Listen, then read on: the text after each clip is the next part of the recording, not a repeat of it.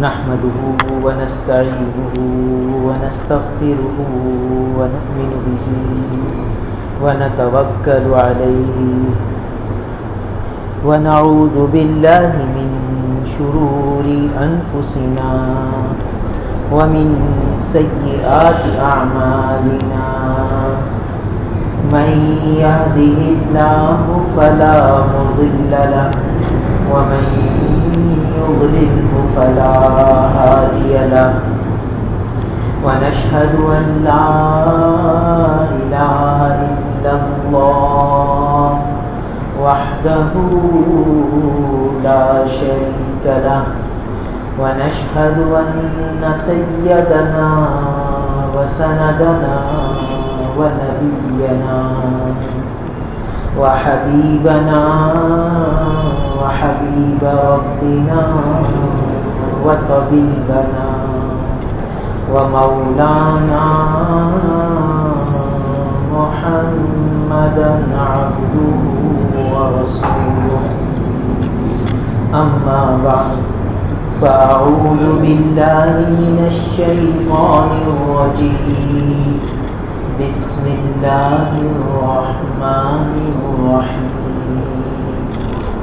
ولله على الناس حج البيت من استطاع إليه سبيلا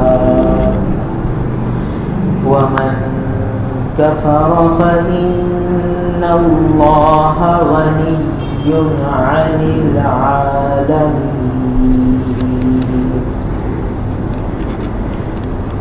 وعن أبي هريرة رضي الله تعالى عنه قال خطبنا رسول الله صلى الله عليه وسلم فقال يا أيها الناس قد فرض عليكم الحج فحجوا فقال رجل أكل عام يا رسول الله فسكت حتى قالها ثلاثا فقال لو قلت نعم لوجبت ولما استطعتم ثم قال ذروني ما تركتكم فإنما هلك من كان قبلكم بكثرة سؤالهم واختلافهم على أنبيائهم فإذا أمرتكم بشيء فأتوا منه ما استطعتم وإذا نهيتكم عن شيء فدعوه.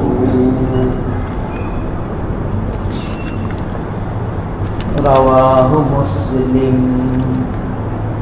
عن علي رضي الله تعالى عنه قال قال رسول الله صلى الله عليه وسلم من ملك زادا وراحلة تبلغه إلى بيت الله ولم يحج فلا عليه أن يموت يهوديا أو نصرانيا وذلك أن الله تبارك وتعالى يقول ولله على الناس حج البيت من استطاع إليه سبيلا. رواه الترمذي.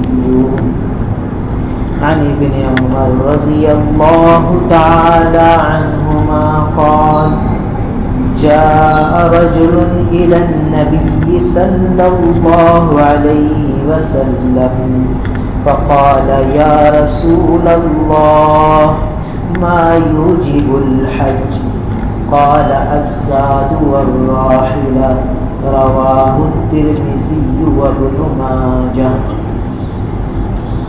عن أبي هريرة رضي الله تعالى عنه قال قال رسول الله صلى الله عليه وسلم العمرة إلى العمرة كفارة لما بينهما والحج المبرور ليس له جزاء إلا الجنة رواه البخاري ومسلم.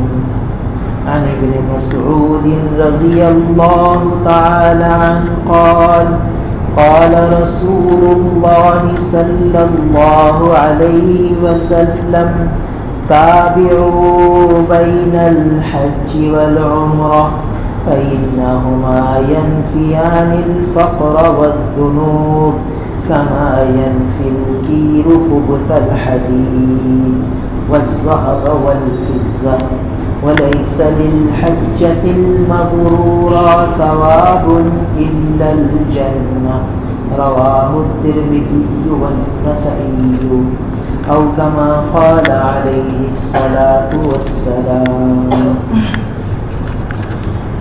میرے محترم بزرگ اور عزیز بھائی، ہم سب اللہ تعالیٰ کے بندے ہیں اور اللہ تعالیٰ ہمارے معبود حقیقی ہیں. اللہ تعالیٰ نے اپنے بندوں پر اظہار بندگی کے لیے مختلف نوعیت کی عبادات لازم فرمائیں کہ مختلف قسم کی عبادتیں اختیار کر کے بندہ اپنی بندگی کا ثبوت پیش کرے کہ واقعی یہ ہمارا بندہ ہے اور ہمیں اپنا معبود حقیقی مانتا ہے. اس لیے اس پر مختلف نوعیتوں کی عبادات لازم فرمائیں. نماز ہے، یہ اپنی بندگی کا اظہار ہے. اذان کی آواز آئی، اس نے اپنی ساری مشغولیتوں کو چھوڑ دیا اور مسجد میں آ گیا، نماز کا فریضہ ادا کیا، گویا اس نے اپنی بندگی ظاہر کر دی. اور جب تک یہ نماز میں ہے، تکبیر تحریمہ سے لے کر نماز تک اس کے سارے اعضاء بندگی کا ثبوت دے رہے ہیں. کبھی ہاتھ باندھ کے کھڑا ہے، نگاہیں سجدے کی طرف ہیں، یہ بندگی کا ثبوت دے رہا ہے. پھر جھک رہا ہے، پھر سجدے میں پیشانی زمین پہ رکھ کر ناک رگڑ کر اپنی بندگی کا ثبوت پیش کر رہا ہے. تو ایک عبادت تو یہ ہے کہ بندہ اس طرح اپنی بندگی پیش کرے، اپنی بندگی کا اظہار کرے کہ یا اللہ میں آپ کا بندہ ہوں اور آپ کو اپنا معبود حقیقی مانتا ہوں، اسی لیے آپ کے سامنے پیشانی بھی رکھ دی اور سارا جسم آپ کی اطاعت میں لگا لیا. تو جتنی دیر بندہ نماز میں ہوتا ہے اتنی دیر گویا اللہ کی اطاعت میں لگا ہوا، اپنی بندگی کا ثبوت پیش کر رہا ہے. رمضان کا مہینہ آیا تو کھانا پینا چھوڑ دیا، بھوک لگ رہی ہے نہیں کھا رہا، پیاس لگ رہی ہے نہیں پی رہا، ٹھنڈا پانی سامنے ہے نہیں پی رہا، سب چیزیں سامنے رکھی ہوئی ہیں. افطار کے وقت کسی پر ہاتھ نہیں بڑھا رہا. کیوں؟ اپنی بندگی ظاہر کر رہا ہے کہ یا اللہ آپ کا حکم ہے کہ افطار کے وقت کھانا، اس سے پہلے نہیں کھانا. اب شدت کی پیاس ہے مگر اظہار بندگی ہے. تو اظہار بندگی کی ایک صورت روزے کی شکل میں، پھر اظہار بندگی کی ایک صورت مال کی شکل میں زکوٰۃ ادا کر رہا ہے کہ مال سے طبعی میلان ہوتا ہے آدمی کا، بلا وجہ اپنا مال ضائع نہیں کرتا، بلا وجہ کسی کو نہیں دیتا اپنا مال. تو میرا مال ہے کیوں دوں کسی کو؟ مال کی خاطر کیسے کیسے جھگڑے چلتے ہیں بھائی. یہ فطری الفت رکھی ہے اللہ تعالیٰ نے انسان کے دل میں مال کی طرف جھکاؤ ہوتا ہے. جہاں 4 پیسے کی بچت ہوگی اس کو اختیار کرے گا بندہ، چاہے اس کے لیے اس کو مشقت جھیلنی پڑے، مجاہدہ جھیلنا پڑے. طبعی میلان ہے، لہٰذا اتنی محنت مشقت سے جب مال کماتا ہے تو اس کے جی نہیں کرتا کہ میں مال کسی کو دوں، مگر جب حکم آیا کہ اب 40واں حصہ نکال دو زکوٰۃ کی شکل میں اور میرے غریب بندوں کو دے دو، تو اب دے رہے، اپنی بندگی کا اظہار کر رہا ہے کہ یا اللہ میں آپ کا بندہ ہوں، آپ کا حکم آیا کہ مال ادا کرو، لہٰذا میں مال ادا کر رہا ہوں، جس جگہ اللہ نے فرمایا وہاں خرچ کر دیا۔ تو یہ گویا زکوٰۃ کے ذریعے اپنی بندگی کا اظہار ہے۔ بس زکوٰۃ ایک مالی عبادت ہے۔ پھر قربانی کا حکم آیا تو اپنا مال جانور کی قربانی میں لگا دیا، 1 لاکھ کا بیل لا رہا ہے، 2 لاکھ کا بیل لا رہا ہے، 1 لاکھ کا بکرا لے کر آ رہا ہے، اللہ کے لیے اپنا مال لگا رہا ہے۔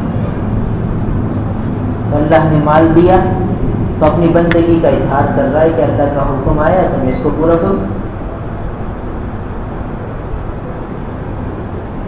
تو قربانی اور زکوٰۃ یہ مالی عبادت، روزہ اور نماز یہ بدنی عبادت۔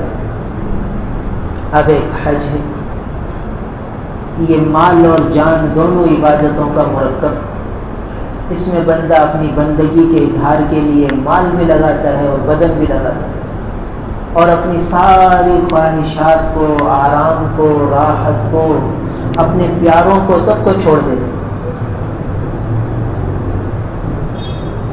اپنی بندگی کا اظہار کرتا ہے۔ ہم ملت ابراہیمی میں سے ہیں، حضرت ابراہیم علیہ السلام کی ملت میں سے۔ اللہ تعالیٰ کو حضرت ابراہیم علیہ السلام کی قربانیاں ایسی بھائی ہیں اور ان کی ادائیں ایسی پسند آئی ہیں کہ ان کی اداؤں کو قیامت تک محفوظ فرما دیا حج کی شکل میں۔ ابراہیم علیہ السلام نے اللہ کے عشق و محبت میں اپنے ماں باپ کو چھوڑا، گھر بار کو چھوڑا۔ اب حکم آ رہا ہے کہ تم بھی حج کرنے کے لیے نکلو، اپنے ماں باپ کو چھوڑو، پیاروں کو چھوڑو، سب کو چھوڑو۔ کس طرح حاجی حج کو جاتا ہے، کیسی آنکھوں میں آنسو ہوتے ہیں، اپنے پیاروں کو چھوڑ رہا ہوتا ہے، ماں باپ کو چھوڑ رہا ہوتا ہے، بھائی بہنوں کو چھوڑ رہا ہوتا ہے، دوست احباب کو چھوڑ رہا ہوتا ہے، اولاد کو چھوڑ رہا ہوتا ہے، بیوی بچوں کو چھوڑ رہا ہوتا ہے۔ ابراہیم علیہ السلام نے بھی سب کو چھوڑا اللہ کے حکم کی خاطر۔ پھر ابراہیم علیہ السلام نے اپنے بیوی اور بچوں کو، بیوی اور بچے کو، حضرت اسماعیل علیہ السلام اور بیوی ہاجرہ علیہ السلام، ان کو چھوڑا کہاں؟ وادی غیر ذی زرع، اور ان کو چھوڑ کر خود چلے آئے۔ بیوی بچوں کو چھوڑنا، تو یہاں حج کی عبادت میں یہ ساری ادائیں اللہ تعالیٰ زندہ فرما رہے ہیں اپنے بندوں کے ذریعے کہ اپنی بندگی کا اظہار کرو، میرے خلیل نے جیسے کیا تھا ایسے کر کے دکھاؤ، اس کی نقل کرو، نقل۔ تو دیکھیے کس طرح حضرت ابراہیم علیہ السلام نے بیوی کو چھوڑا، بچے کو چھوڑا، کہاں چھوڑا، کس حال میں چھوڑا، کیا کیفیات قلبی حضرت ابراہیم علیہ السلام کی اس وقت ہوں گی۔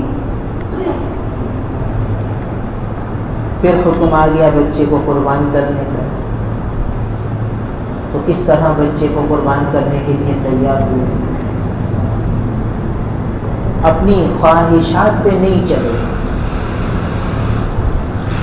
حکم کو مقدم رکھا۔ بس یہی اس دین کا خلاصہ ہے کہ ہمیں ہر موقع پر حکم کو مقدم رکھنا، خواہشات پہ نہیں چلے۔ پھر مینا میں، عرفات میں، مزدلفہ میں، جمرات پر شیطان کو کنکریاں مارنا، یہ سب ابراہیم علیہ السلام کی ادائیں ہیں جو قیامت تک کے لیے محفوظ ہوئی۔ تو اللہ تعالیٰ کو یہ ادائیں بھائی تھیں کیونکہ اللہ کے عشق و محبت میں یہ ادائیں کی گئی تھیں۔ تو اب یہ حج کی عبادت فرض کر دی گئی، یہ ایک عاشقانہ عبادت کہ اس میں اللہ کے عشق کا اظہار کرو کہ تمہارے دل میں اللہ کا عشق موجزن ہے، اور اس عشق کے اظہار میں سب کچھ چھوڑو، حتیٰ کہ اپنے جسم کے کپڑے بھی اتار دو، 2 چادریں پہن، ٹوپی بھی اتار دو، چپل بھی اب اپنی مرضی کی نہ پہنو، جیسی حکم ہے ویسی پہنو۔ دیکھیے،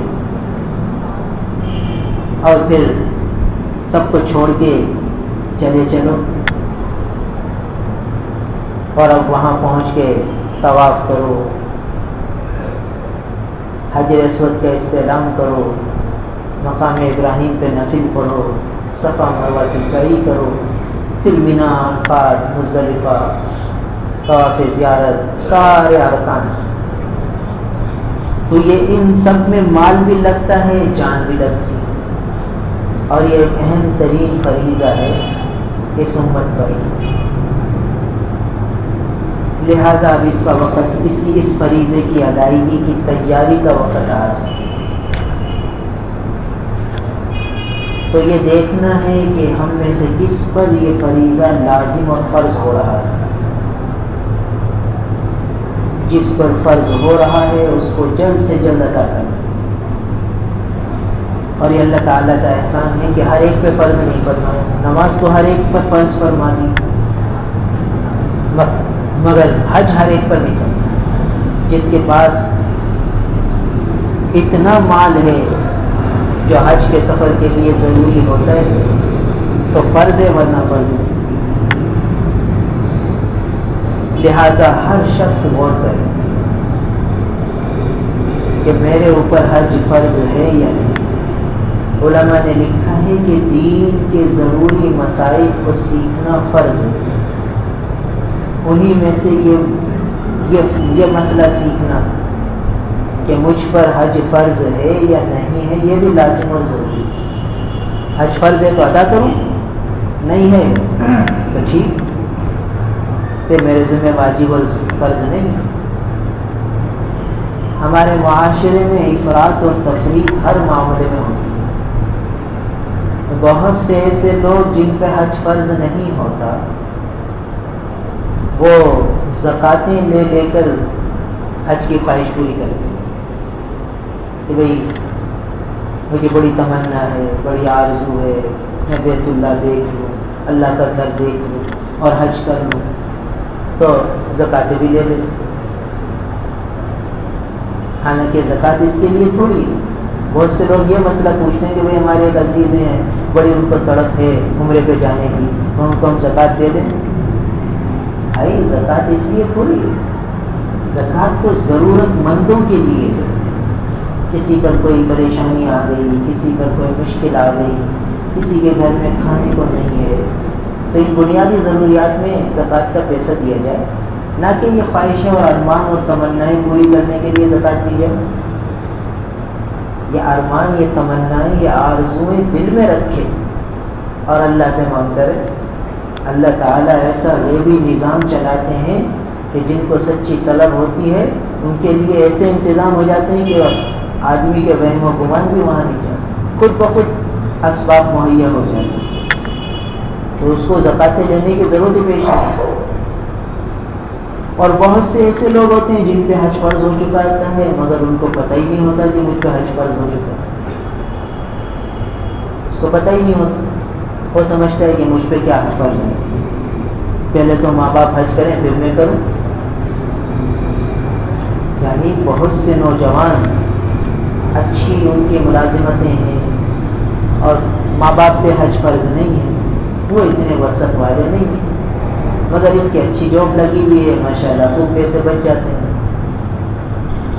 تو اب اس پہ حج فرض ہو چکا ہوتا ہے بعض ہوتا ہے، اور اس کے ذہن میں یہ ہوتا ہے کہ مجھ پہ تو حج فرض تھوڑی ہے، مجھ پہ تو حج فرض نہیں ہے، پہلے ماں باپ کو حج کراؤں، اتنے پیسے جمع ہو جائیں، پھر بعد میں سوچوں گا کہ میں بھی کروں گے نہیں، کہ ماں باپ تو بڑے ہیں وہ حج نہ کریں اور میں حج کر لوں، تو بڑی شرم کی بات ہے۔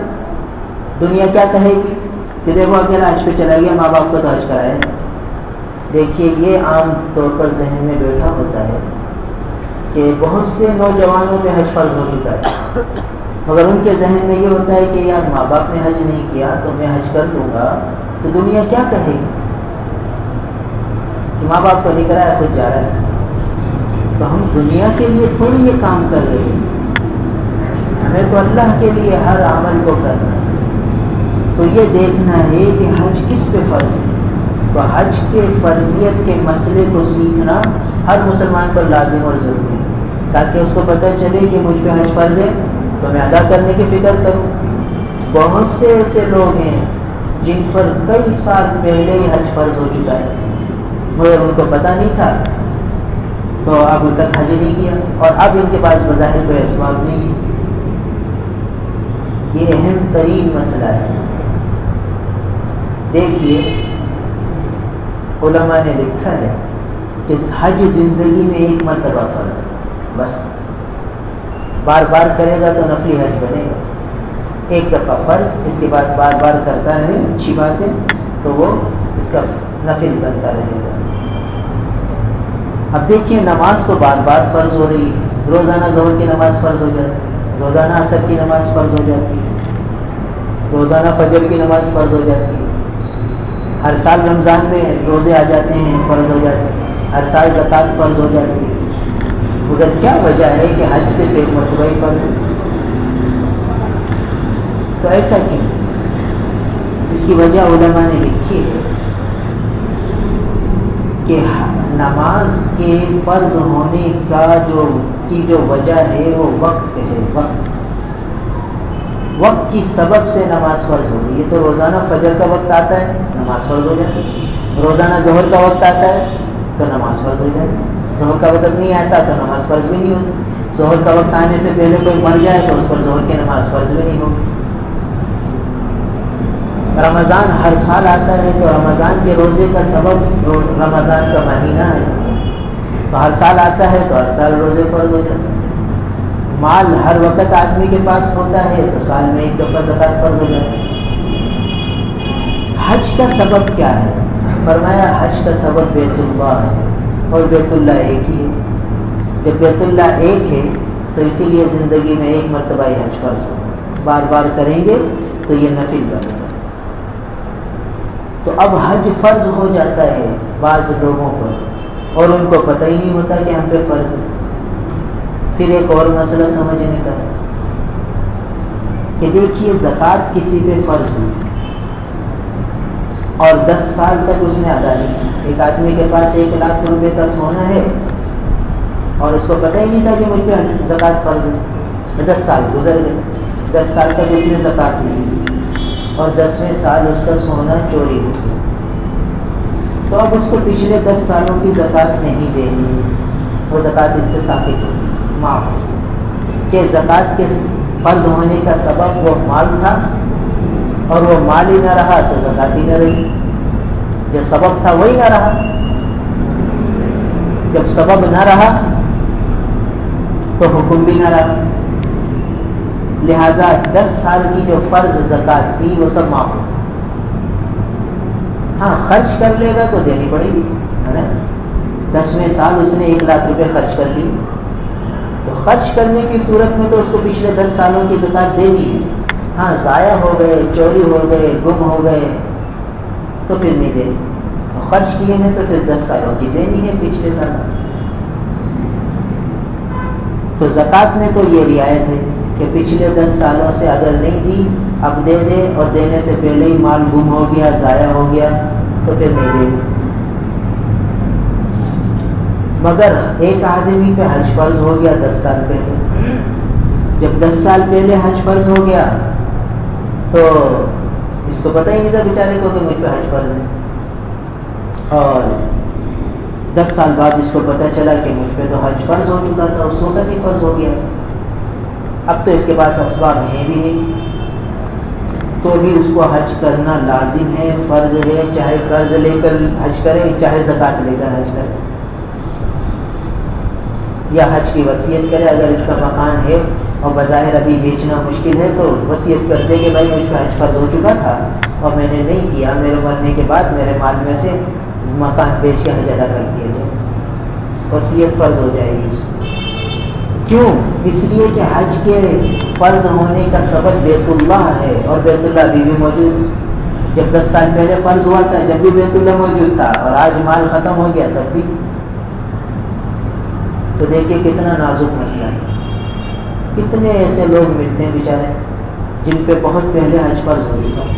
دیکھیے آج کل تو تقریباً حج فرض ہو رہا ہے 3 لاکھ کے اندر اندر تقریباً جو گورنمنٹ اسکیم آتی ہے، تو 3 لاکھ روپے تقریباً اس کے اندر اندر.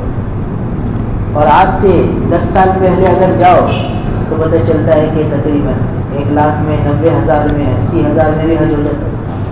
اس سے 5 سال 15 سال پہلے چلے جاؤ تو 60,000 65,000 میں بھی حج ہو جاتا ہے. تو آدمی غور کرے کہ آج سے 15-20 سال پہلے جب 40-50,000 میں حج ہو جاتا تھا تو کیا اس وقت مجھ پہ حج فرض تھا یا نہیں تھا؟ میرے پاس میری ضرورت سے زائد اس وقت 40-50,000 روپے تھے یا نہیں تھے؟ اور حج کا زمانہ آ گیا تھا اور فارم بھرے جا رہے تھے یا نہیں؟ اب غور کرے گا تو بہت سے لوگ ہم سے ملے بیچارے، جب یہ مسئلہ سامنے آیا تو کہا ارے اس وقت تو ہمارے پاس ہوتے تھے پیسے 40-50,000 روپے، اور حج تو ہم یہ سمجھتے تھے کہ بڑھاپے میں کرنا ہوتا ہے اور شادی کے بعد کرنا ہوتا ہے، یا پہلے ماں باپ کو کراتے ہیں پھر خود کرتے ہیں. ہمارے ذہن میں تو تھا نہیں کہ خود کرنا پڑے گا. تو غور کریں گا تو آج سے 20 سال پہلے چلے جائیں تو حج بہت سستا تھا. تو اگر اس وقت اس آدمی کے پاس اتنے پیسے تھے اور اس نے لا علمی میں حج نہیں کیا تو آج بھی فرضیت اس کے ذمہ لاگو ہے. اب وہ کسی بھی طریقے سے فرض ادا کرنے کی کوشش کرے، چاہے قرضہ لے چاہے وصیت کر دے تاکہ مرنے کے بعد اس کا کوئی مکان وغیرہ ہو تو اس کا اثاثہ بیچ کے پھر اس کی طرف سے حج کیا جائے. یہ لازم ہے، ضروری ہے، ورنہ آخرت میں پکڑ ہو جائے گی. بڑا سخت مسئلہ ہے حج فرض ہونے کے بعد حج نہ کرنا. بڑی سخت وعید آئی ہے جو آیت مبارکہ میں آ رہی ہے. تو حج کس پہ فرض ہے؟ ہر وہ شخص جو عاقل ہو، بالغ ہو اور اس کے پاس اس کی ضرورت سے زائد آج کل کے حساب سے 10 لاکھ روپے 3 لاکھ روپے ہوں تقریباً. تو جس کے ملکیت میں تقریباً 3 لاکھ روپے اس کی ضرورت سے زائد ہوں تو اس پر حج فرض ہو جائے. اب غور کرے آدمی، 7 تولہ سونا تقریباً 45-48 ہزار روپے تولہ چل رہا ہے سونا.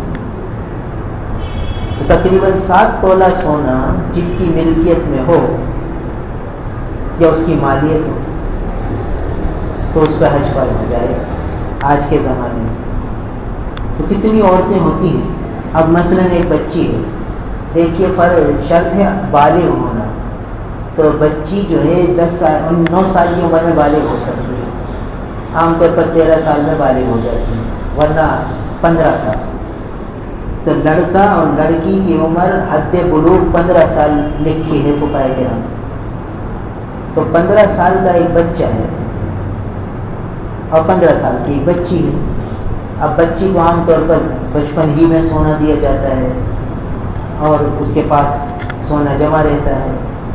اب آج 15 سال کی ایک بچی ہے، میٹرک یا 9th میں پڑھ رہی ہے اور اس کے پاس 7 تولہ سونا ہے اور حج کے فارم شروع ہوئے اور اس بچی کا کوئی محرم حج کو جا رہا ہے، ماموں جا رہے ہیں، چچا جا رہے ہیں، اس کا بھتیجا جا رہا ہے، اس کا بھانجا جا رہا ہے، اس کے والد صاحب جا رہے ہیں، نانا جان جا رہے ہیں، دادا جا رہے ہیں. تو اس بچی پر حج فرض ہے، اس کو جانا ہے. اب بتاؤ، آدمی تو سمجھتا ہے تو بچی ہے، ابھی تو 8ویں 9ویں میں پڑھ رہی ہے، ابھی اس پہ کیسے حج فرض ہوگا؟ ارے بھائی یہ بچہ تو 9ویں میں ہے، ابھی اس پہ کیسے فرض ہوگا؟ بہت سے بچوں کو پیسے دیے جاتے ہیں، ان کے پاس مال ہوتا ہے، کبھی دادا 1 لاکھ روپے دے دیتے ہیں، نانا دے دیتے ہیں. بچپن میں بچوں کو بھی بعض مالدار گھرانوں میں ددیال سے ننیال سے سونا دیا جاتا ہے، لڑکوں کو بھی. تو بتائیے 15 سال 14 سال کے بچوں کو تو ہم بچے ہی سمجھتے ہیں. شریعت تو ان کو مکلف کہہ رہی ہے، بالغ کہہ رہی ہے، اور عام طور پر ان کے بڑے جا رہے ہوتے ہیں حج پہ، ماموں جا رہے ہوتے ہیں، چچا جا رہے ہوتے ہیں. یہ سب محرم رشتے ہیں قریب کے. بچیوں کے خاص طور پر، اور لڑکے کے لیے تو ان کی بھی ضرورت نہیں ہے. تو میں جو قابل اعتبار شخص جا رہا ہے اس کے ساتھ بچہ تو جا سکتا ہے. بچی کے لیے یہ مسئلہ ہے. عورت کے لیے شریعت نے محرم کی شرط بھی رکھی ہے. تو عورت پر حج فوراً جب فرض ہوگا جب گویا آج کے زمانے میں اس کے پاس 14 تولہ سونا ہو تاکہ محرم کا خرچہ بھی وہ پورا کر سکے. اور اگر کوئی محرم جا ہی رہا ہے جیسے ابھی بتایا تو پھر 7 تولہ سونا میں ہی فرض ہو جائے. یہ تو آج کل کے حساب سے. اور اگر آج سے 20 سال پہلے کسی عورت کے پاس اس زمانے کے اعتبار سے حج پہ جانے کا خرچہ تھا، جیسے ایک اندازہ یہ کہ 20 سال پہلے 80-85 ہزار میں حج ہو جاتا تھا، بلکہ 60-65 ہزار میں ہو جاتا تھا، تو اس عورت کے پاس 60-65 ہزار روپے ہوں اور اس کے ابا یا دادا یا نانا یا ماموں یا چاچا یا بھتیجا یا بھانجا اس وقت حج پہ گیا ہو تو اس کو تو پتہ نہیں تھا کہ میرے پہ حج فرض ہے. مگر جب آج مسئلہ پتہ چل رہا ہے تو اسی وقت سے اس پر حج فرض ہو چکا ہے.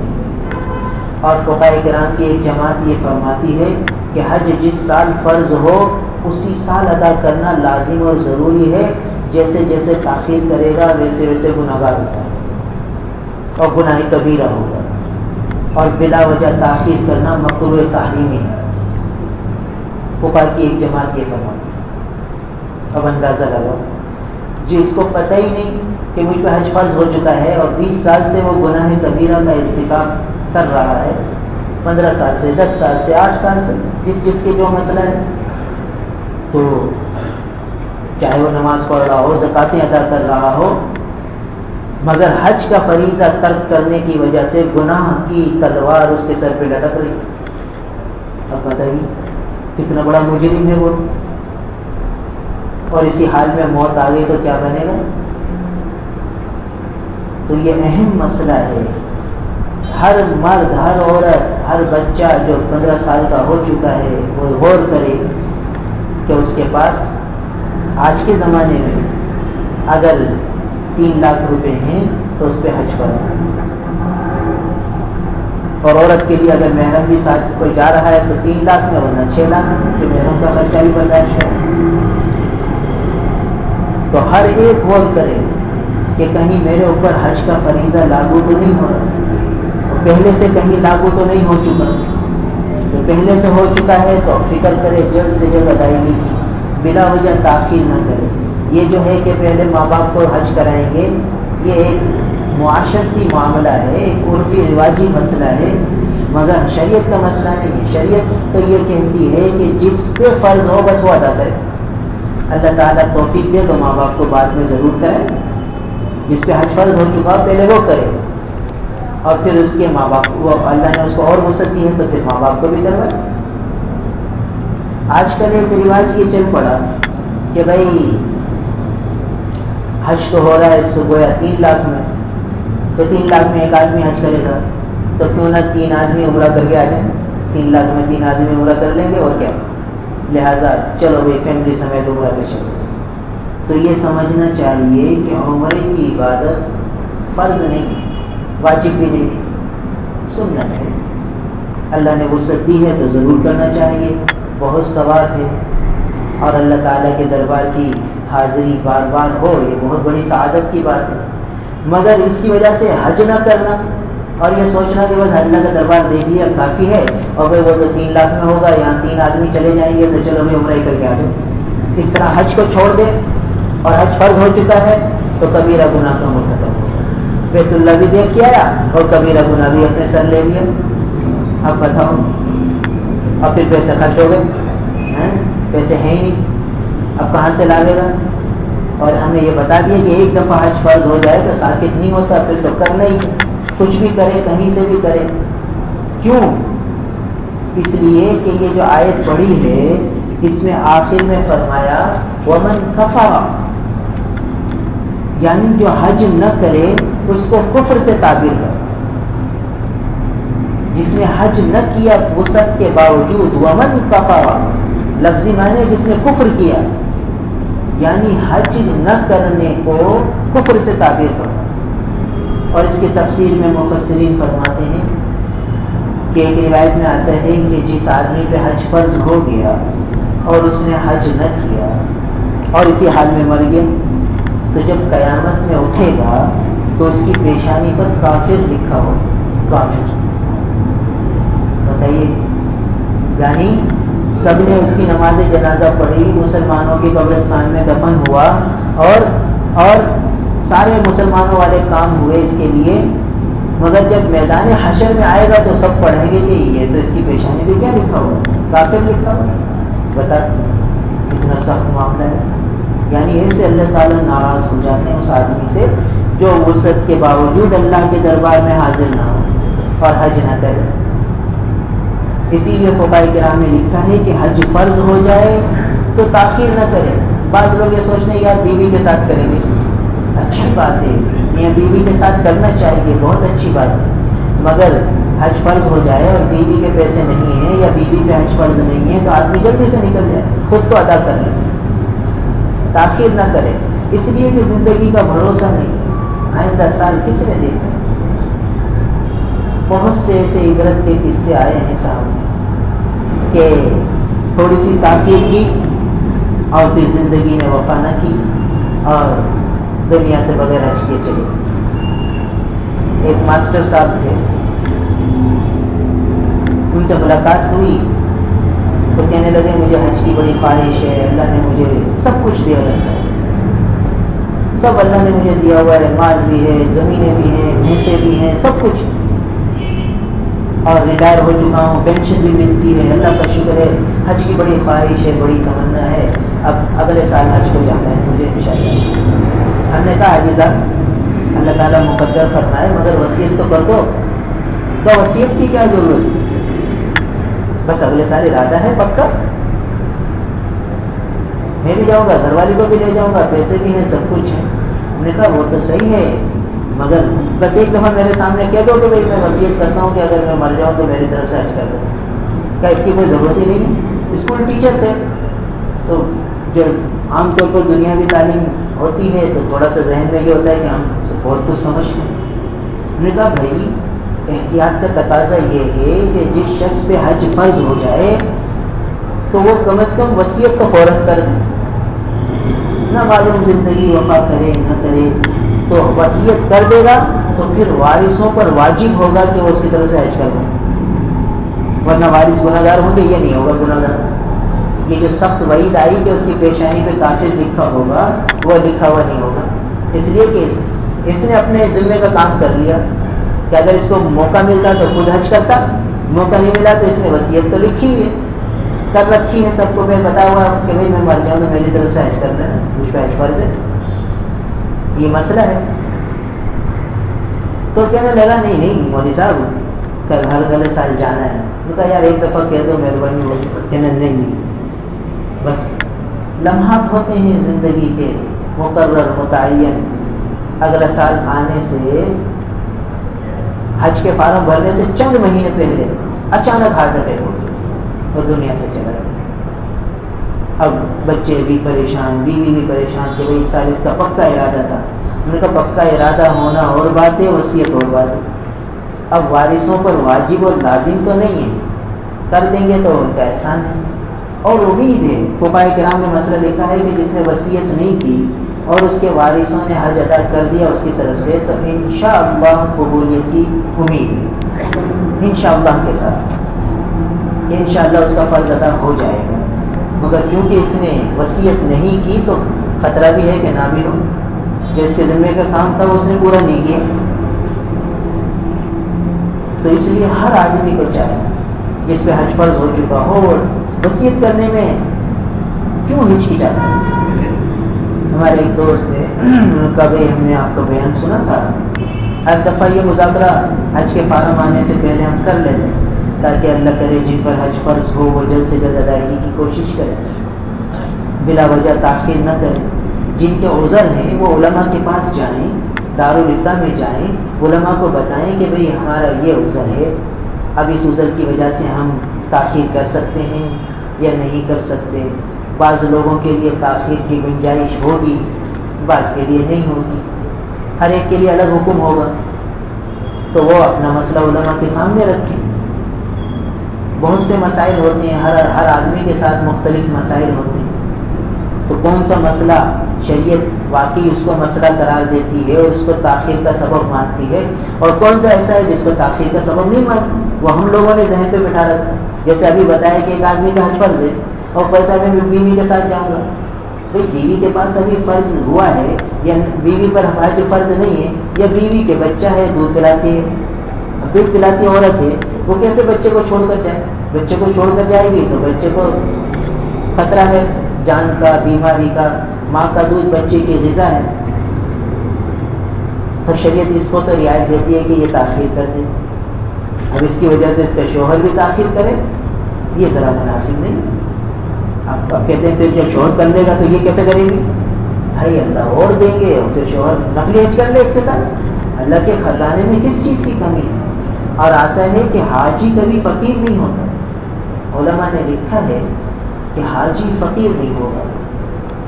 کیا مطلب؟ کہ کثرت حج اور کثرت عمرہ کرنے سے مال میں برکتیں ہوتی. لہٰذا آپ دیکھتے ہیں کہ بعض لوگ ہر سال فیملی سمیت، بچوں سمیت عمرہ کرتے ہیں، بچوں سمیت حج کرتے ہیں. اللہ کا فضل ہے، مال میں کمی نہیں ہوتی. اور یہ بھی لکھا ہے کہ اگر حاجی فقیر ہو گیا ہے، اللہ بچائے اللہ بچائے، تو سمجھو کہ اس کے حج میں گڑبڑ ہے، اس نے حج میں کوئی کمی کوتاہیاں کی ہیں جس کی وجہ سے یہ نوبت آئی ہے. ورنہ حج مبرور ہو اور پھر حاجی فقیر ہو جائے، فرماتے ایسا نہیں ہو سکتا. تو اس لیے آدمی یہ نہ سوچے کہ بھئی یہ مسئلہ ہے بیوی کی وجہ سے تاخیر کرے، کوئی اور مسائل ہوں تو علماء کے سامنے رکھے. بعض اوقات رعایت ملے گی کہ ہاں بھائی تمہارے لیے گنجائش ہے، بعض اوقات نہیں ملے گی. بعض لوگوں کو گنجائش مل جاتی ہے، بعض کو نہیں ملتی. تو ہر ایک کے لیے الگ الگ مسائل ہوتے ہیں. تو اب ایک صاحب آئے، کہنے لگے بھائی ہم نے مذاکرہ سنا تو ہماری بہن اور وہ اسکول ٹیچر تھی اور اس کو بڑی تمنا تھی کہ میں حج کو جاؤں. اب ہم نے اس کے پاس مال بھی تھا، سب کچھ تھا. اب بیان سن کے ہیں کہنے لگا میں اس کے پاس گیا مگر زبان ساتھ نہیں دے کہ میں اس کو یہ کیسے مسئلہ بتاؤں کہ بہن تو وصیت کر دے. اس لیے کہ لفظ وصیت ہم سب کو ڈرا دیتا ہے کہ بس اب تک دنیا سے واپسی ہے. لفظ وصیت اور موت ساتھ ساتھ کہ گویا یہ وصیت کر رہا ہے، گویا مرنے والا ہے. تو کہنے لگا مجھے اب جھجک ہونے لگی. ایک دن میں آ رہا تھا کہ بتاؤں مسئلہ کہ بہن میں نے مسئلہ سنا ہے کہ جس پہ حج فرض ہو وہ کم از کم وصیت کر دے. اور جیسے بولنے لگوں تو طبیعت میں حجاب آئے کہ یار بہن کو یہ کہوں کہ وصیت کر، گویا میں بہن کو یہ کہنا چاہتا ہوں کہ تو مرنے والی ہے. اتفاق سے بیچاری بیمار بھی رہتی تھی اور حج کی خواہش بھی تھی، حج کے پیسے بھی جمع کر رکھے تھے. اور کہنے لگا بس اسی اس میں کشمکش میں کہہ نہ سکا، بس کہہ نہ سکا. اور پھر کیا ہوا، کچھ دن ہوئے کہ اچانک اس پہ بیماری کا حملہ ہوا اور اسی میں بیچاری چلی. دیکھیے لمحے کی خطا. دیکھیے مگر اللہ کا شکر ہے اس کے وارثوں نے اس کی طرف سے حج کروا دیا. مگر وہی بات کہ وہ مشیت پر موقوف ہے کہ انشاءاللہ قبول ہے اور اس کا فرض ثابت ہو جائے گا، مگر جو اس کے ذمے کا کام تھا وہ اس نے پورا نہیں کیا. ہمارے ایک عزیز سری لنکا سے اسی سال حج پہ آئے اور ثانیہ مینا میں شہید ہو گئے. تو ان کے ساتھیوں نے بتایا کہ ان کا حج کا کوئی ارادہ نہیں تھا. انہوں نے کیا کیا کہ مکان بیچا، بڑا مکان بیچ کے چھوٹا مکان لے لیا اور کچھ پیسے کاروبار میں لگا لیے. اور اچانک آخری دنوں میں کوئی خاص اسکیم آ گئی حج کی، مخصوص نشستیں اور سستے پیکیج میں. تو دونوں میاں بیوی نے سوچا کہ چلو بھائی یہ اچانک آ گئی ہے، ہم بھی بھر دیتے ہیں فارم. آخری پرواز میں آئے، آخری پرواز جو سری لنکا سے آخری تھی، حج سے ایک ہفتے پہلے. تو اتفاق سے نام بھی نکل آیا. اب دیکھیے ساری زندگی کبھی مکان نہیں بیچا، اب آخری سال ہے، زندگی کے آخری لمحات ہیں. وہ تو اوپر لکھے ہوئے تھے. بس کیا ہوا کہ فارم جمع کرا دیے، اتفاق سے نام نکل آیا اور آخری پرواز میں ان کی روانگی ہوئی. آخر تک معاملہ تھا کہ پتہ نہیں نام آئے گا نہیں آئے گا، نام آئے گا نہیں آئے گا. اور کیونکہ آخری دنوں میں ہی بھری تھی پر درخواست، ایمرجنسی میں کوئی کوٹا ان کو مل گیا تھا سری لنکا والوں کو. تو اب آخری میں پرواز آ گئی، آخری پرواز سے مکہ مکرمہ پہنچے اور بھائی حج کا احرام باندھا، مینا پہنچے، عرفات پہنچے، عرفات میں خوب روئے دھوئے اور پھر اگلے دن جمرات کے لیے یا تو جاتے ہوئے یا واپسی میں شہید ہو گئے۔ دیکھیے کہاں موت آئی اور کس حال میں موت آئی۔ اب قیامت تک جو ہے ان کی طرف سے حج کیا جاتا ہے۔ اب دیکھیے وقت پہ فیصلہ کر لیا، موت تو ان کی لکھی تھی، آنی تھی، اگر نہ جاتے اور یہ پیسہ تجارت میں لگا رہتا تو بھی موت تو وقت پہ متعین تھی، آ جاتی اور مر جاتے۔ وقت پر ایسا فیصلہ کیا کہ چلے گئے اور اللہ نے فریضہ بھی ادا کرا دیا اور حالت احرام میں شہادت کا درجہ بھی مل گیا، میں وقوف عرفات بھی مل گیا، سب کچھ مل گیا، وقوف مزدلفہ مل گیا اور احرام کی حالت میں اللہ کے دربار میں چلے گئے، دونوں ساتھ ہی چلے گئے۔ نہ بیوی کو شوہر کا صدمہ لگا، نہ شوہر کو بیوی کا صدمہ لگا، دونوں اکٹھے ہی چلے گئے۔ تو دیکھیے آدمی ان حج کے معاملے میں تھوڑی سی بھی رعایت اختیار نہ کرے، اگر فرض ہے تو کوشش کرے کہ جلد سے جلد چلا جائے، تاخیر نہ کرے۔ اور جو ہے ماں باپ کی اجازت کا مسئلہ آتا ہے تو فقہاء کرام نے مسئلہ لکھا ہے کہ جب حج فرض ہو اور ماں باپ خدمت کے محتاج ہوں تو پھر ماں باپ کی خدمت کرے، پھر حج پہ جانے کی اجازت نہیں، حج پہ جائے گا مکروہ ہو جائے گا۔ دیکھیے اب یہ حج اپنی خواہش پہ کر رہا ہے، اب اس کے لیے حکم یہ ہے کہ حج فرض ہے مگر چونکہ ماں باپ کی خدمت ضروری ہے، ماں باپ کے پاس کوئی ہے نہیں ان کی خدمت کرنے والا، تو اب ان کی خدمت کرے اور ان کے پاس رہے، حج میں تاخیر کرے اور اپنی وصیت لکھ دے۔ دیکھیے یہاں رعایت مل رہی ہے۔ اور اگر ان کے پاس خدمت کرنے والے دوسرے بیٹے ہیں، دوسری اولادیں ہیں، وہ محتاج خدمت نہیں ہیں تو پھر ان کی اجازت اگر وہ نہیں دیتے تو پوچھنا پڑے گا کیوں نہیں دیتے۔ اگر وہ دنیاوی رسوم اور رواج کی وجہ سے نہیں دیتے کہ بھئی ابھی شادیاں کرنی ہیں، بہنوں کی شادیاں کرنی ہیں اور تم اپنا یہ سارا پیسہ ادھر لگا دو گے تو کیا ہوگا کیا نہیں ہوگا، بھئی یہ بیٹیوں کی شادیاں اور یہ بہنوں کی شادیاں اس طرح رسوم اور رواج کے ساتھ کرنا، دھوم دھڑکے سے کرنا، یہ تو شریعت نے لازم نہیں کیا تھا، تو ہماری اپنی بنائی ہوئی رسوم اور رواج ہیں، ان میں پیسہ لگا دیا تو اور پکڑ ہو جائے گی آخرت میں کہ پوچھا جائے گا کہ مال کہاں سے کمایا، کہاں خرچ کیا، تو ہم یہ کہیں گے کہ اللہ یہ شادی کی رسوم رواج میں 2-2, 3-3, 4-4 لاکھ لگا دی۔ تو اب ان شادیوں کے اخراجات کی وجہ سے لوگ حج کو مؤخر کرتے ہیں، کہتے ہیں بعد میں کریں گے، پھر بعد آتی نہیں۔ اب دیکھیے جن لوگوں پر 10 سال پہلے حج فرض ہو چکا، انہوں نے سوچا ہوگا کہ بعد میں کریں گے بعد میں کریں گے، تو 10 سال پہلے حج کتنے میں ہو رہا تھا اور اب کتنے میں ہو رہا ہے، کتنا مہنگا ہو گیا۔ اسی وقت حج کا فریضہ ادا کر لیتے تو ایک فرض ذمے سے اتر جاتا اور آخرت کی سرخروئی بھی مل جاتی اور برکتوں کے دروازے بھی کب کے کھل جاتے۔ انہوں نے جیسے جیسے تاخیر کی، برکت کے دروازے بھی اپنے اوپر بند رکھے۔ اب دعائیں مانگیں گے تو برکت کیسے آئے گی بھائی؟ دروازہ تو اپنے ہاتھ سے بند کیا ہوا ہے برکت کا، اور بھی کہہ رہے ہیں یا اللہ برکت عطا فرما، برکت عطا فرما۔ بھائی اس دروازے کو کھولو، یعنی حج کر لو، برکت آ جائے گی۔ تو بعض اوقات اس وجہ سے بھی برکتیں نہیں آتی، پریشانیاں، مصائب، آلام اس وجہ سے بھی آتے ہیں کہ آدمی نے فریضہ حج کو مؤخر کیا ہوا ہوتا ہے، ایک سبب یہ بھی بن جاتا ہے۔ تو آدمی غور کرے کہ مجھ میں کوئی کوتاہی تو نہیں ہو رہی، کوئی فرائض میں کوتاہی تو نہیں ہو رہی، تو یہ کوئی عذر نہیں ہے کہ بھئی شادیوں کی وجہ سے پیسے جمع کر رکھے ہیں۔ اب عورت کہہ بھئی میرے پاس 7 تولہ سونا ہے، بیٹیوں کی شادی کے لیے رکھا ہوا ہے، ورنہ ان کو شادی میں کیا دوں گی، اب حج پہ چلی جاؤں گی تو یہ سونا چلا جائے گا ہاتھ سے، تو بیٹیوں کو کیا دوں گی شادی میں۔ بھائی بیٹیوں کو شادیوں میں سونا دینا کوئی ضروری تو نہیں ہے، وہ فرض تو نہیں ہے، حج تو فرض تھا، تو حج کو مقدم کرنا چاہیے، نہ کہ بیٹیوں کی شادی میں اگر سونا دے دیا تو دنیا یہی کہے گی نا کہ ماشاء اللہ 2 تولہ سونا دیا ہے، بڑا اچھا کیا اسے، بس یہی ہوگا نا، اور آخرت میں پکڑ ہو جائے گی کہ حج کیوں نہیں کیا، اور حج فرض ادا کر لیا تو آخرت میں پکڑ نہیں ہوگی، برکت کے دروازے کھلیں گے۔ زیادہ تر دنیا یہی کہے گی نا کہ بیٹی کو سونا بھی نہیں دیا، ایسے ہی خالی ہاتھ بھیج دیا سسرال میں، بس یہ کہے گی دنیا، تو کہتی رہے۔ ہمیں حج اللہ کے لیے کرنا ہے، اس لیے کہ جب حج کی آیتیں آئیں تو پہلا ہی لفظ آیا وَلِلَّهِ، اللہ کے لیے حج کرنا ہے، لوگوں کو دکھانے کے لیے نہیں۔ لہٰذا بہت سے لوگ ایسے، ایک صاحب آئے کہنے لگے مولوی صاحب حج تو اتنے پیسے تو ہیں کہ میں بھی حج کر لوں, میری بیوی بھی حج کر لوں. اس وقت تقریباً 1.5 لاکھ میں حج ہوتا تھا.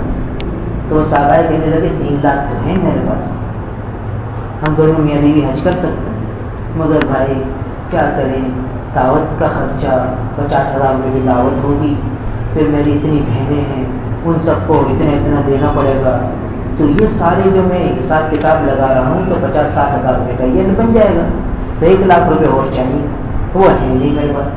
اس لیے میں سوچ رہا ہوں بعد میں دوں جب یہ سارے پیسے جمع ہوں. دیکھیے کس طرح وہ اپنا حساب کتاب بنا رہے ہیں. بھائی ہم حج پہ جا رہے ہیں تو کوئی ہدیے تحفے لینے کے لیے تھوڑی جا رہے ہیں, رسوم رواج کو نبھانے کے لیے تھوڑی جا رہے ہیں. کہتے نہیں بھائی ہمارے یہاں تو یہ ہوتا ہے کہ بہن کو یہ دینا پڑے گا, اور بہنوئی کو یہ دینا پڑے گا, اور فلاں کو یہ دینا پڑے گا, ورنہ تو جو ہے وہ جو ہے جھگڑے ہو جائیں گے اور رنجشیں ہو جائیں گی اور قطع رحمی ہو جائے گی. تو بھائی جب حج کا فریضہ ادا کرنا ہے تو اب یہ چیزیں تو رسوم اور رواج ہیں, اور یہ ہم نے خود سوچ رکھا ہے کہ جھگڑے ہو جائیں گے. کچھ بھی نہیں ہوتا. آدمی جب اللہ کے حکم کو پورا کرے اور جھگڑے ہو جائیں ناممکن ہے. جب اللہ کا حکم اللہ کے حکم کے مطابق پورا کیا جائے. بھائی جھگڑے وہاں ہوتے ہیں جب اللہ کا حکم اللہ کے حکم کے مطابق پورا نہ ہو, اپنی خواہشات کے مطابق پورا ہو. تو اب حج پہ جاتے ہیں اور پھر جھگڑے ہوتے ہیں, دینے لینے میں وہ کیوں ہوتے ہیں؟ اسی لیے کہ حج کی عبادت کو رسوم رواج کا ذریعہ بنایا. تو کہتے ہیں یار اس سے اچھا تھا کہ حج پر ہی نہ جاتے, دیکھو اتنے جھگڑے ہو گئے, وہ فلاں ناراض ہو گیا, فلاں ناراض ہو گیا, اور کہتا ہے مجھے ایئرپورٹ پر نہیں لے گئے, اور کہتا ہے مجھے دعوت میں نہیں بلایا, اور کہتا ہے مجھے یہ چیز بھیجی, اس کو وہ چیز بھیجی, اس سے تو اچھا تھا حج پہ ہی نہ جاتے.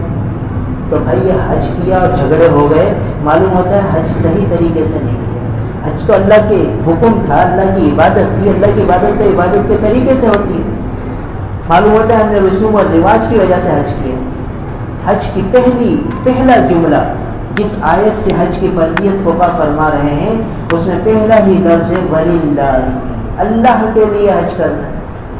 جب اللہ کے لیے کرنا ہے تو جس پر جیسے ہی فرض ہو جائے جلد سے جلد نکلنے کی کوشش کرے. نہیں ہے حج فرض تو ٹھیک ہے, پھر تڑپ رکھے, جذبہ رکھے, اللہ سے مانگتا رہے, اللہ تعالیٰ کو غیب سے انتظام کرے. تو پہلا جملہ کہ حج کرنا ہے اللہ کے لیے, رسوم رواج کی وجہ سے نہیں کرنا کہ بھئی اب سب کر رہے ہیں تو میں بھی کروں, انہوں نے کر لیا اب ہم کو بھی کرنا چاہیے. بھائی نہیں, انہوں نے کر لیا ہم کو کرنا ہے یہ نہیں. انہوں نے یہ چیزیں کی تھی, یہ دعوتیں کی تھی, ہم بھی ایسے کریں گے, اس لیے نہیں ہوگا حج.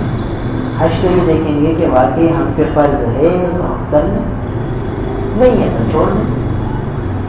اور تو جس بچے پر حج فرض ہو جائے, جس بچی پر حج فرض ہو جائے, وہ جلد سے جلد ادائیگی کی فکر کرے, سوچے کہ میں کیسے حج کروں, کیسے تدبیر بناؤں, کیا صورت اختیار کروں کہ میرا حج ادا ہو جائے, اور اللہ سے مانگے. جب آدمی اللہ سے مانگے گا اللہ تعالیٰ غیب سے ایسے انتظام بنا دیں گے کہ یہ فریضہ ادا ہو جائے گا.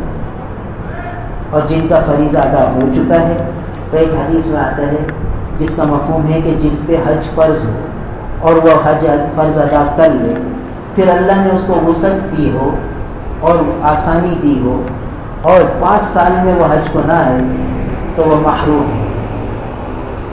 کیا مطلب؟ کہ علماء نے لکھا ہے کہ 5 سال بعد پھر اسے دوبارہ حج کرنا چاہیے, یہ اس کے لیے بہتر اور افضل ہے. اگر اللہ نے اس کو وسعت دی ہے اور آسانی دی ہے تو 5 سال بعد نفلی حج کر لینا چاہیے. اور کثرت حج اور کثرت عمرہ سے اللہ تعالیٰ گناہوں کو بھی دھوتے ہیں اور مال میں بھی برکت دیتے ہیں.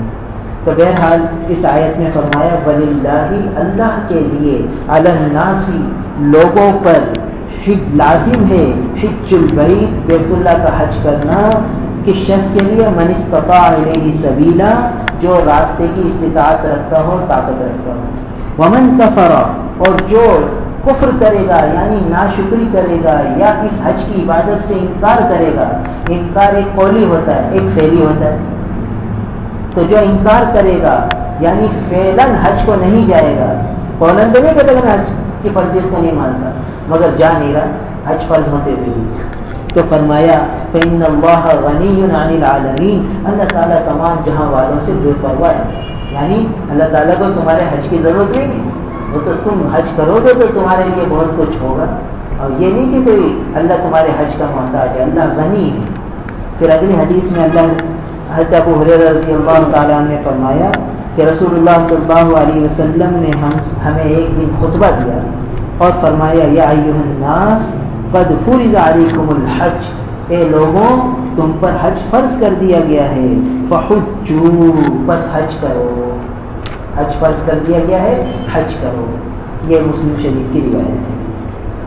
اگلی روایت حضرت علی رضی اللہ تعالیٰ عنہ سے فرماتے ہیں کہ رسول اللہ صلی اللہ علیہ وسلم نے فرمایا کہ من ملک زادا و راحلہ، جو توشہ پائے اور سواری پائے اتنی کہ تبلغہ الی بیت اللہ، کہ وہ بیت اللہ تک پہنچ جائے، یعنی جس کے پاس اتنا مال ہو اس کی ضروریات سے زائد، یعنی مال ہونا ہے اتنا، جیسے ہم نے کہا 3 لاکھ روپے اس کی ضرورت سے زائد ہوں۔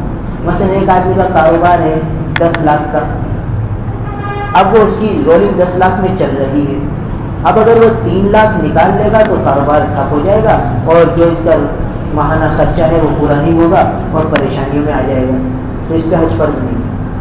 اور ایک آدمی ہے اس کی 10 لاکھ میں رولنگ چل رہی ہے اور اگر وہ 3 لاکھ روپے نکال لیتا ہے تو اس کے کاروبار پہ کوئی خاص اثر نہیں پڑے گا، تھوڑا سا پڑے گا جو متاثر کن نہیں ہوگا۔ تو دیکھیے ہر آدمی کے لیے الگ حکم ہے۔ ایک آدمی کا کاروبار 10 لاکھ کی رولنگ میں چل رہا ہے تو اس کو نکالنے کی اجازت، اس پہ حج فرض نہیں ہوگا، اس لیے کہ وہ نکالے گا تو اس کا کاروبار ٹھپ ہو جائے گا، اس کو اخراجات پورے نہیں ہوں گے، وہ پریشانی میں آ جائے گا، تو اس پہ حج فرض نہیں ہوگا۔ اور دوسرا آدمی اس کے بھی 10 لاکھ میں کاروبار چل رہا ہے اور وہ 3 لاکھ روپے نکال لے تو اس کے کاروبار میں کوئی خاص فرق نہیں پڑے گا، تھوڑا بہت فرق پڑے گا مگر وہ اس کے اخراجات پورے ہو جائیں گے۔ اور واضح مثال کہ ایک آدمی 10 لاکھ کی رولنگ کر رہا ہے اور اس کا گھر کا خرچہ 50,000 روپے ہے، تو اگر وہ 3 لاکھ روپے نکال لے گا تو پھر 30,000 روپے بچیں گے گویا، تو 50,000 روپے خرچہ اور 30,000 روپے آمدنی، 20,000 روپے ٹوٹے میں آ جائے گا، نقصان میں آ جائے گا، تو اس پر تو حج فرض نہیں ہوگا۔ اور ایک آدمی ہے وہ 10 لاکھ کی رولنگ کرتا ہے اور جو ہے 50,000 روپے کماتا ہے، اس کے گھر کا خرچ 30,000 ہے، اور اگر وہ 3 لاکھ روپے نکال لیتا ہے تو بھی 30,000 روپے اس کو ملیں گے جو متاثر کن نہیں ہوگا مسئلہ، تو پھر اس پہ حج فرض ہو جائے گا، اس آدمی پہ حج فرض ہے۔ دیکھیے دونوں کا کاروبار 10-10 لاکھ کا ہے، ایک پہ فرض ہو رہا ہے ایک پہ نہیں ہو رہا، تو ہر آدمی آ کے اپنا مسئلہ علماء کے سامنے رکھے کہ بھائی میرے کاروبار کی یہ نوعیت ہے، میرے پاس یہ مکان ہے، یہ جائیداد ہے، اس کو بیچنا ضروری ہے نہیں ہے۔ بعض لوگوں کے لیے بعض جائیدادیں بیچنا ضروری ہوگا اور بعض کے لیے بیچنا ضروری نہیں ہوگا، تو کس کے لیے ضروری ہے کس کے لیے ضروری نہیں ہے، ہر آدمی علماء کے پاس جا کے مسئلہ پوچھے کہ بھائی میں نے پلاٹ رکھا ہوا ہے اور میں اس کو تعمیر کروں گا اور ابھی بھی اپنے گھر میں رہ رہا ہوں مگر وہ چھوٹا ہے، مکان پلاٹ لیا ہوا ہے اس کو تعمیر کریں گے پھر بڑا گھر بن جائے گا، اس کے لیے لیا ہوا ہے، تو کیا میں بیچ کے حج کو جاؤں یا نہیں جاؤں؟ تو علماء بتائیں گے کون سی صورت میں بیچنا واجب ہے کون سی صورت میں بیچنا واجب نہیں ہے۔ بعض صورتوں میں بیچنا واجب ہوگا کہ بیچ کے جاؤ حج کرو، اور بعض صورتوں میں نہیں ہوگا، بیچنا واجب نہیں ہوگا، بیچ دو تو اچھا ہے نہیں تو کوئی حرج نہیں، افضل یہ ہے کہ بیچنا، تو ہر ایک کے لیے الگ مسئلہ ہوگا۔ تو اس لیے فرمایا کہ جو من ملک زادم و راحلہ، جو توشہ پاتا ہے سواری پاتا ہے اتنی کہ تبلغ الی بیت اللہ، کہ وہ بیت اللہ کو پہنچ جائے، ولم یحج، پھر بھی حج نہیں کرتا، یعنی حج فرض ہو جاتا ہے پھر بھی حج نہیں کرتا، فلا علیہ ان یموت یہودیا او نصرانیا، تو کوئی حرج نہیں کہ وہ یہودی ہو کر مرے یا نصرانی ہو کر مرے، اللہ کے محبوب اتنے ناراض ہوں، یعنی وہ نبی جو غیروں کو بھی سینے سے لگانے والے ہیں، وہ رحمت للعالمین جو کافروں کے لیے بھی رحمت ہے، سب کے لیے رحمت ہے جو نبی، وہ رحمت للعالمین نبی اتنے ناراض ہو رہے ہیں اس امتی پر جو حج فرض ہونے کے بعد حج نہ کرے، فرمایا کہ کوئی حرج نہیں کہ وہ یہودی ہو کر مرے یا نصرانی ہو کر مرے۔ اس حدیث کی روشنی میں اور ومن کفر والی آیت کی روشنی میں بعض علماء فرماتے ہیں کہ ایسے شخص کے سوء خاتمہ کا خطرہ ہے جو حج فرض ہو کر بھی حج نہ کرے، تاخیر پہ تاخیر کرتا رہے اور دیکھ لیں تو سوء خاتمہ کا، یعنی اللہ بچائے خاتمہ بالخیر نہیں ہوگا، خطرے کی گھنٹی ہے اس کے لیے، ہر وقت خطرے کی تلوار لٹکی ہوئی، تو اس لیے آدمی تاخیر نہ کرے۔ تو فرمایا وذالک، اور یہ کیوں اتنی سخت وعید کیوں ہے؟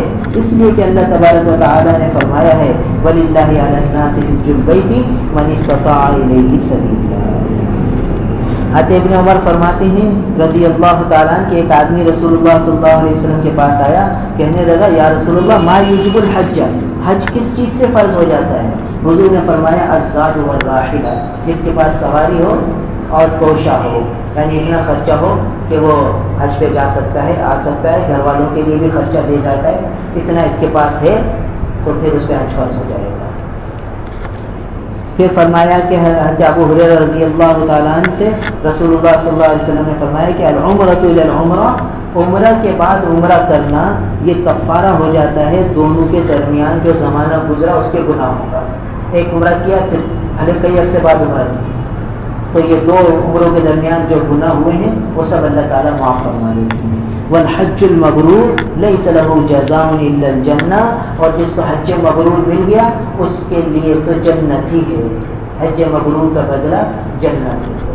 ہر شخص اپنی فکر کرے، غور کرے، جس پہ حج فرض ہو کوشش کر کے جلد سے جلد اسی سال حج کرنے کی کوشش کرے۔ اللہ تعالیٰ ہم سب کو عمل کی توفیق عطا فرمائے۔ الحمدللہ رب العالمین والعاقبۃ للمتقین والصلاة والسلام على رسوله محمد وآلہ وأصحابہ اجمعین۔ اللہم انت السلام ومنک السلام تبارک یا ذا الجلال والإکرام۔ نستغفر اللہ ونتوب الیک، نستغفر اللہ ونتوب الیک۔ یا اللہ ہمارے گناہوں کو معاف فرما دیجیے، یا اللہ ہمیں دین کا سمجھنا، سمجھانا، اس پر عمل کرنا آسان فرما دیجیے۔ یا اللہ ہمیں حقیقی معنوں میں دیندار بنا دیجیے۔ یا اللہ لوگ ہمیں دیندار سمجھتے ہیں مگر ہم تو بہت بے دین ہیں، ہمیں دین کی تو ہوا بھی نہیں لگی۔ آپ ہی اپنے فضل و کرم سے ہمیں حقیقی معنوں میں دیندار بنا دیجیے۔ جن دینداروں کو دیکھ کر آپ کی رحمتیں برستی ہیں ان میں ہمیں شامل فرما لیجیے۔ یا اللہ حضور اکرم صلی اللہ علیہ وسلم کے مبارک فرامین پر پورا عمل کرنا ہماری تقدیر میں لکھ دیجیے۔ یا اللہ حرمین شریفین کی بار بار کی اور ہر سال کی مبرور مقبول حاضری ہماری تقدیر میں لکھ دیجیے، ہمارے مقدر میں لکھ دیجیے۔ یا اللہ محروم نہ فرمائیے۔ یا اللہ جن پہ حج فرض ہے ان کے لیے آسانی کے ساتھ، سہولت کے ساتھ بیت اللہ کی حاضری مقدر فرما دیجیے، ان کے لیے عافیت کے ساتھ، سلامتی کے ساتھ سارے اسباب مہیا فرما دیجیے، غیب سے انتظام فرما دیجیے۔ یا اللہ جن پہ حج فرض ہو چکا اور وہ بیچارے غفلت میں، لاپرواہی میں، لا علمی میں فرضیت کو پہچان نہ سکے، اب ان کے پاس ظاہری اسباب نہیں ہیں، یا اللہ ان کے لیے بھی غیب سے انتظام فرما دیجیے، ان کے لیے حج کا فریضہ ادا کرنا آسان فرما دیجیے۔ یا اللہ سب کے لیے خیر کا، عافیت کا، سلامتی کا فیصلہ نازل فرما دیجیے۔ ہر قسم کی خیریں، بھلائیاں ہمیں نصیب فرما دیجیے۔ ہر قسم کے شرور سے، فتون سے، آفات سے، بلیات سے ہماری حفاظت فرما دیجیے۔ تمام بیماریوں سے شفا دے دیجیے، پریشانیاں دور فرما دیجیے، مشکلات کو آسان فرما دیجیے۔ بہت سے لوگوں نے دعاؤں کے لیے کہہ رکھا ہے، سب کے دکھ درد، سب کی پریشانیاں، بیماریاں، آزاریاں دور فرما دیجیے، سب کے مسائل کو غیب سے حل فرما دیجیے، سب کی ضروریات کو غیب سے پورا فرما دیجیے۔ اپنے غیبی خزانے ہم پر کھول دیجیے، برکتیں عطا فرمائیے، رحمتیں عطا فرمائیے، اور اس کے حلال ہم سب کو بہت زیادہ بلا مشقت عطا فرمائیے۔ برکتوں والی حلال روزی ہمیں نصیب فرما دیجیے۔ یا اللہ ہمارے پھلوں میں، ہماری سبزیوں میں، ہماری اجناس میں برکتیں عطا فرما دیجیے۔ چلنے والی ہواؤں کی رحمتیں، بھلائیاں، صحت ہمیں نصیب فرما دیجیے، اور موسم کے شرور سے، آفات سے، بیماریوں سے ہماری اولادوں کی، بھائی بہنوں کی، عزیز و اقارب کی، دوست احباب کی، ملنے جلنے والوں کی، سب کی حفاظت فرمائیے، سب کی حفاظت فرمائیے۔ یا اللہ ایسے راضی ہو جائیے کہ پھر کبھی ناراض نہ ہوں۔ اپنے محبوب کی سچی محبت عطا فرما دیجیے، اپنے محبوب کے دربار کی مقبول مبرور حاضریاں بار بار ہر سال مقدر فرما دیجیے۔ یا اللہ ہر سال کی حاضریاں مقدر فرما دیجیے۔ یا اللہ حضور اکرم صلی اللہ علیہ وسلم پر کروڑوں رحمتیں نازل فرمائیے، کروڑوں درود و سلام ہماری طرف سے ہمارے آقا کو پہنچا دیجیے۔ حضور کو خوش کرنے والوں میں ہمیں شامل فرما لیجیے، کثرت سے درود شریف پڑھنے والوں میں ہمیں شامل فرما لیجیے۔ ہمارے اکابر مشائخ، اساتذہ، والدین میں سے جو دنیا سے رخصت ہو چکے، ان کی قبروں کو نور سے بھر دیجیے۔ یا اللہ ان پر کروڑوں رحمتیں نازل فرمائیے، ان کی قبروں کو باغ جنت بنا دیجیے۔ یا اللہ ہمارے اکابر مشائخ، اساتذہ، والدین میں سے جو حیات ہیں، ان کی عمروں میں برکتیں عطا فرمائیے، ان کا سایہ عافیت کے ساتھ، صحت کے ساتھ، سلامتی کے ساتھ ہمارے سروں پر قائم اور دائم رکھیے، ہمیں ان کی برکتوں سے محروم نہ فرمائیے، ان کی دعاؤں سے محروم نہ فرمائیے۔ اللہم انا نسألک العافیہ ونسألک دوام العافیہ ونسألک تمام العافیہ ونسألک الشکر علی العافیہ۔ اللهم متعنا بأسماعنا وأبصارنا وقوتنا أبدا ما أبقيتنا واجعله الوارث منا واجعل ثأرنا على من ظلمنا اللهم لا تجعل الدنيا أكبر همنا ولا مبلغ علمنا ولا غاية رغبتنا ولا تسلط علينا بذنوبنا من لا يرحمنا اللهم هذا الدعاء وعليك الإجابة وهذا الجهر وعليك التكلان۔ یا اللہ ہماری دعاؤں کو اپنے محبوب نبی کریم صلی اللہ علیہ وسلم کے وسیلے سے قبول فرما لیجیے، اولیاء کاملین کے وسیلے سے قبول فرما لیجیے، اپنی رحمت کاملہ کے صدقے قبول فرما لیجیے۔ وصلی اللہ تعالی علی خیر خلقہ محمد وآلہ واصحابہ اجمعین، آمین برحمتہ۔